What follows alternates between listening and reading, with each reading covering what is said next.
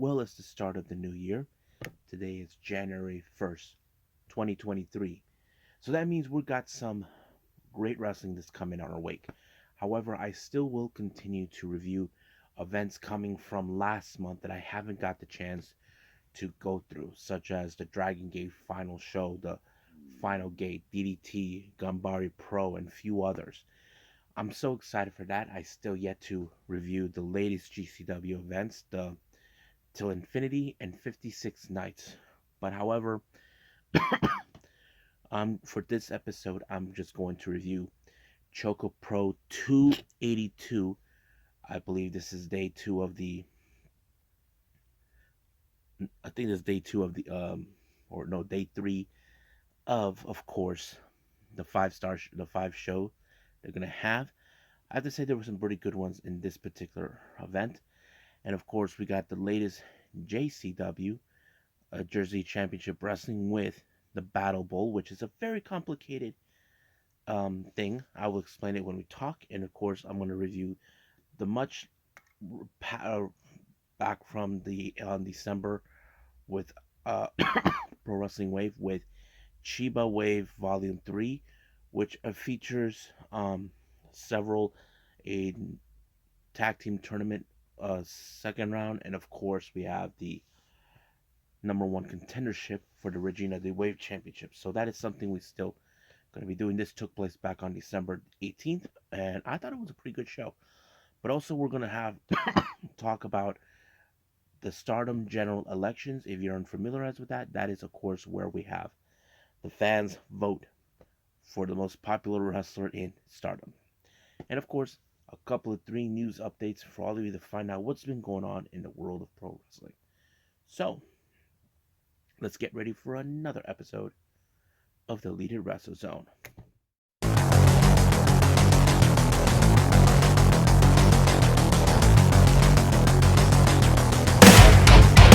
Are you ready? Get up, get up!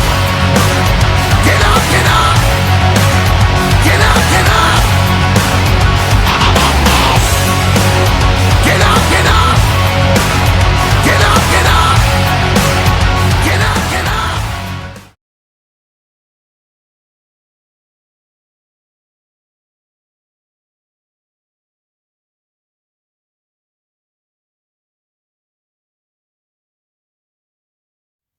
Welcome everybody to the Elite Wrestle Zone, all things that is pro wrestling with AEW, NXT, New Japan Pro Wrestling, Impact Wrestling, the National Wrestling Alliance, various promotions, wrestlers, matches, and championships. I am your host, J Rod here. So let's begin with ChocoPro 282. Now this is day three of the 5 day show of their 5 shows that they put out. So we opened up with singles action. We got Miya Yotsuba, the newbie, taking on Chiko Shikawa. Now, this is not the first time they ever tangoed, as you will. She has done maybe one or two exhibition matches with her, but however, recently she submitted her in the previous in a trios match where she won. Now, the obvious question is, will Mia prevail? That is the one thing. You got to remember, Chiko Shikawa has more experience than her. That plays a good factor. But however, it was Chiko Shikawa with the same submission move that she applied on Mia on the previous show that forced her to tap out. I have to say Mia is determined, but she is still on the learning curve, as you know. But otherwise, we know she'll do fine when she grows even furthermore. Next match, we have tag team action. We have Chon Shiru and Masahiro Takanashi taking on Black Komanachi, Antonio Hana, and Tokiko Kihara. You know this is going to be a funny match because we know how Antonio Honda works out. He does some of his comedy routines at some points during his matches, but I just hope he doesn't play the same kind of thing. You see, there was a moment where whenever he fights someone involving the Asian Dream tag team titles, he thinks that he won. The last time he did this with Masa was months ago, but it had nothing to do with it. They did challenge for the belts and lost. But luckily, it did not happen because it was, of course, Chonchu with, I think it was the O'Connor roll onto Kokiko that picked up the win. So basically, it did not happen. But nonetheless, Chon won. Masa can rest easy for sure. Now, our main event is Sayaka Obihiro taking on Mei Shiruga. Now, these two ladies have known each other. Mei has been killing it with ChocoPro ever since she first emerged as one of the people saying she should have been the ace of ChocoPro after of got to move after Rio left for AEW, and I think that could have been the case, but no, it did not. But it was a pretty good match until Mei applied, of course, the bridge. 1, 2, 3, it was over. Now for a Jonkin tournament, I wasn't sure how this was gonna play, but I can skip ahead for all of you. The finals turned out to be master and student. It became Mei Shiruga versus, no, wait a minute, scratch that. It was Miya Yotsuba and Cheiko Shikawa. Now, she may have won the match, but apparently she did not win the chocolate. So she did not win the Jonkin, so Mia does. I thought it was a pretty awesome moment, but it was great. It was really a moment to see that. I was like so impressed with that. I think this is her second or third time she wins Jonkin, but who's counting? So right now get us. So right now we're done with day 3. Let's move on with day 4 at the next episode. But let's talk about the latest JCW event, Battlebowl.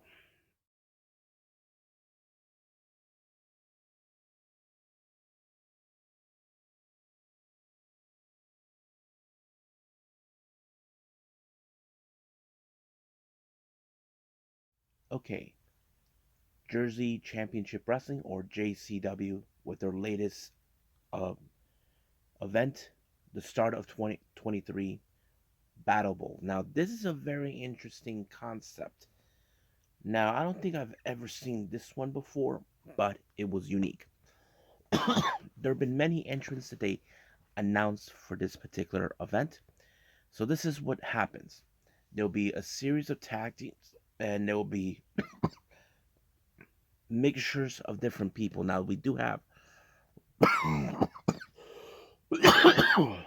mixture of wrestlers who are from the different tag teams that will be separate. However, that's how it is. They put them in a tumbler, spin it around, and then they've announced the names. So this is going to be interesting. Now, the winners of these tag team matches will be entering the Battlebowl Battle Royale. So let's see who goes. Our first match, we have Midas Black of the main event teaming up with a member of Young, Dumb, and Broke, Charlie Tiger. Now, this is who are the opponents, and it's interesting. We have Ellis Tyler of Young, of Young, Dumb, and Broke, teaming with Jay Lyon of the main event, which was told strange. Now, Taylor and Tiger were not trying to beat the crap out of each other, but however, main event, they decided to go full on mode, and I think that's pretty good. But however, near the end of the match, it was of course Ellis Taylor who applied the pinfall on to Midas Black by using the ropes. Ref didn't see it, but they won the match. So he cheated the way through to get there, but yeah, but that's how it plays out. Now, our next match, we have Kerry Morton. He teams up with Axton Ray, and their opponents. I did not anticipate this, neither did anybody.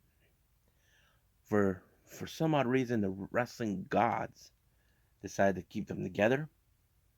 We had Marcus Mathers and Dylan McKay of Wayne State Youth. They teamed up.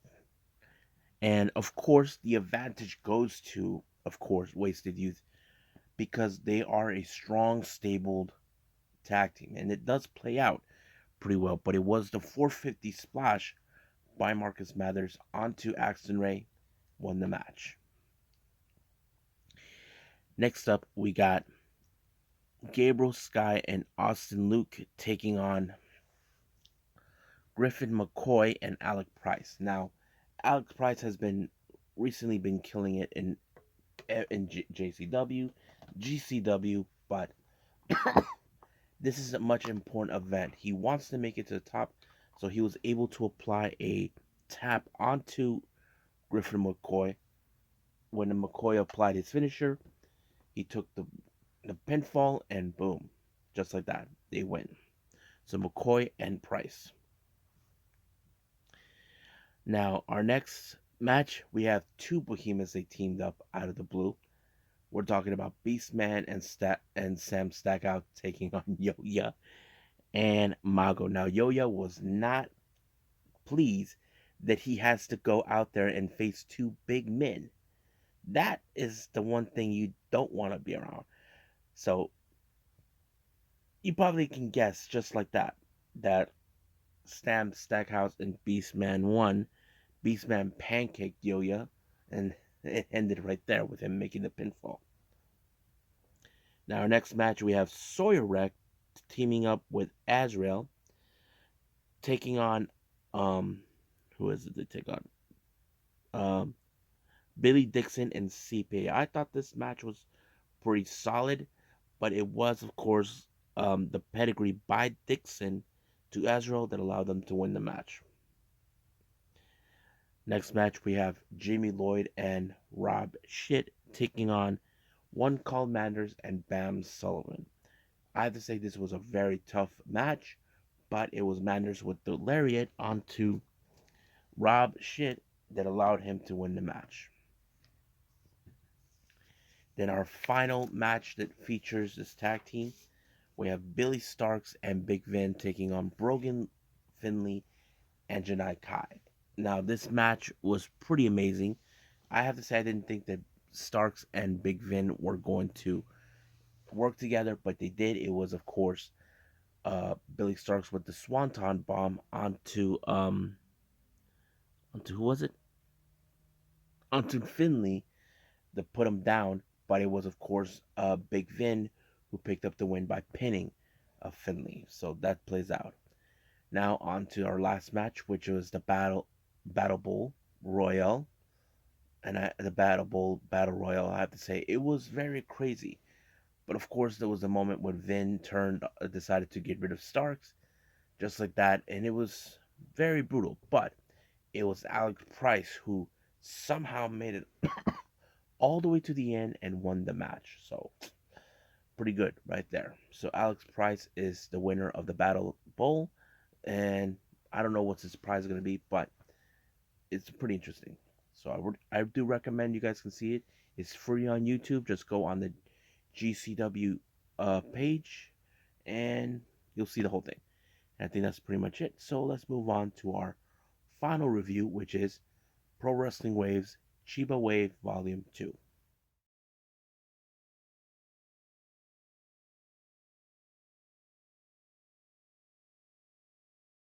Okay, Pro Wrestling Wave. This was back in December on the 18th. This took place at the 2AW Square, which is the same venue where Promotion 2AW actually does their shows. This one's called the Chiba WAVE Volume 2. So let's get cracking. Our first match is a four-way match. We have Riko Kiwahara, Yuko Sakurai, Zuzu Suzuki, and Hikari Shimizu. Now, if you noticed, we have two members of Colors involved in this match. I thought it was. Now, keep in mind, Yuko and Hikari Shimizu are not afraid to take on each other, but I have to say it was pretty well done. And I'm a big fan of all four of these ladies. I love what they can do, but it was Riko Kawahara with this amazing kick onto, was it Yuko? Yeah, on Yuko Sakurai that sealed the deal. But post match, both Kawahara, Shimizu, and Sakurai tried to get Suzuki to dance, and she did. I thought it was interesting, but it was just fun. Now, next match, we have a very interesting matchup. We have Yu taking on Miyuki uh, Miyazaki. This match was brutal. You probably can guess it was going back and forth. But, however, I didn't think this was going to end in a time limit draw up to 15 minutes. But it was a battle, nothing less. But there was no winner, no loser. Now, our next match, we have the leaders of their own respected units. We have Risa Serra of Prominence taking on Saki of Colors. So this they have tangled before. This was not the first time they met. I know they met before on the 5-Star Grand Prix tournament. I think Risa Serra won that one.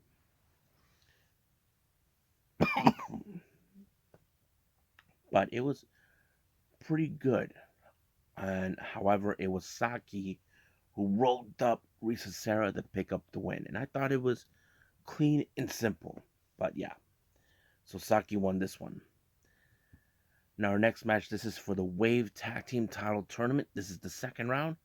First team, we have Cherry and of course Coyote Yoriyama taking on Haruka Umasaki and Sakura Hirota. Now we know how this is important. However, the one thing you got to be more careful is Cherry is an expert in submission moves. She's always been good, has training as judo. As for Coyote Yonayame, one of the biggest high speedsters we've seen, she's gonna pull off a win. But however, it was Cherry onto Sakura that picked up the win. So we'll see what happens in this tournament.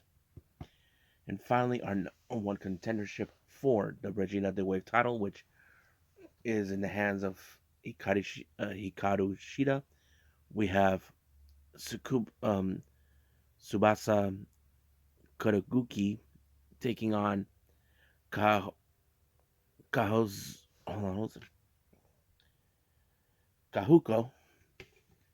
Wasn't sure about this match, but in this way, and then in the time limit draw, I don't know what it meant, but it felt like they should have had a winner, but it did not.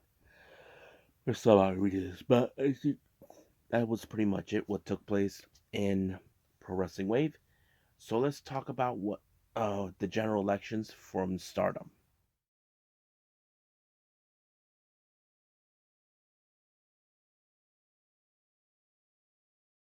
Okay, the Stardom general elections. Now, this is more about the popularity when it comes to also purchasing the merch from each competitor. Now, I don't know how you guys would feel about how this is going to go.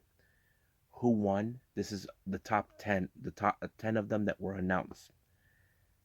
Um, but this is how it was revealed. You can see this on YouTube, but they managed to announce it today.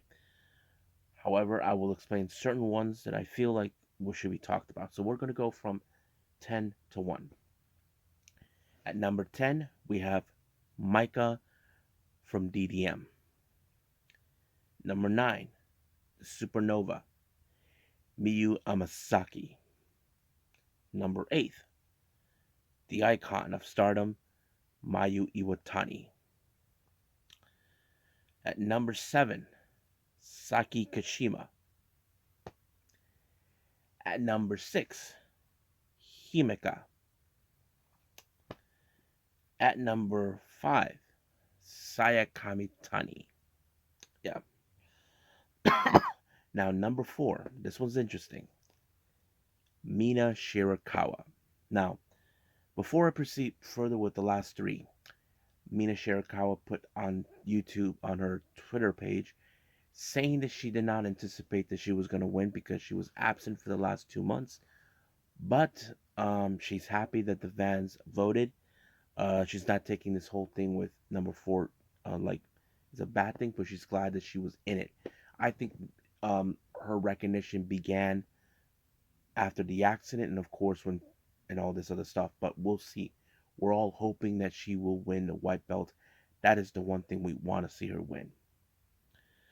Now at number three we have Tam Nakano. At number two we have Starlight Kid. But however, number one is the most interesting, surprising one of them all. Natsupoi. Now, one Natsupoi, you probably ask, why would she win? Think about it.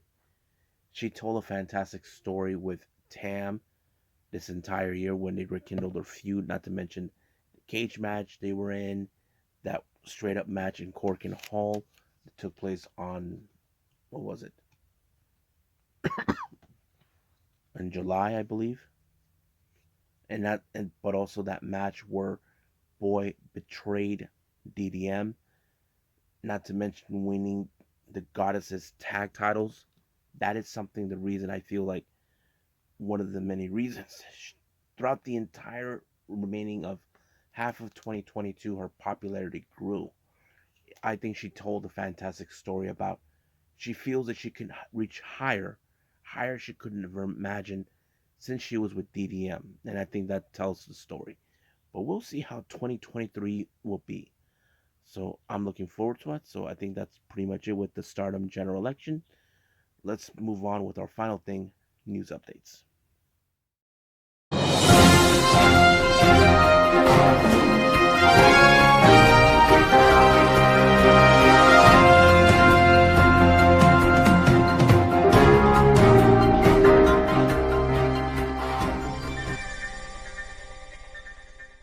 Okay, we only have three news updates we're definitely going to be revealing. Um, WrestleCon has announced for their upcoming event that takes place during WrestleMania week. Now, I'm pretty sure for those who are big AEW fans would be surprised, and if they do show up for the LA show on January 11th, you should be aware or not that they've been announced that the Acclaim will be at WrestleCon this year at WrestleMania weekend. I'm so excited. Right now I'm trying to see if I'm gonna try to save money to go see that. So I'm looking forward to that. Hopefully I get the chance.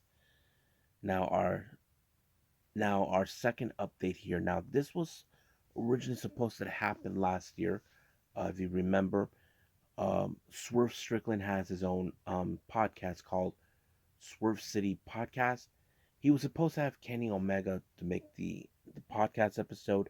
However, due to the circumstances of what happened at the All Out Medium Scrum, it kind of got postponed. So we're gonna see that. So if you guys have uh, Swerve City Podcast, then get it, then check it out. And finally, we have for the Wrestling Revolver Drip event that takes place on March 4th, we have an international dream match. We have Kushida taking on the Octopus, Jonathan Gresham. That's going to be one slobber knocker of a match. So I'm looking forward to that. And I think that's pretty much it what we have for our news update. So let's just call it a day. Well, I hope everybody enjoys this episode. Coming up, we got more on ChocoPro with day 4 of the 5-day show taking place during New Year's. I think this one we're doing is 283. I'm very excited for that one. I haven't decided if I'm going to put anything else after that, but I do know I have possibly AEW Dark and an Elevation, and still got some other wrestling events still from December I haven't reviewed, but I'm looking forward to that. And not to mention, we're getting closer now to two important dates. Don't forget, January 3rd is the day one of the Triangle Derby taking place, the Trios League match.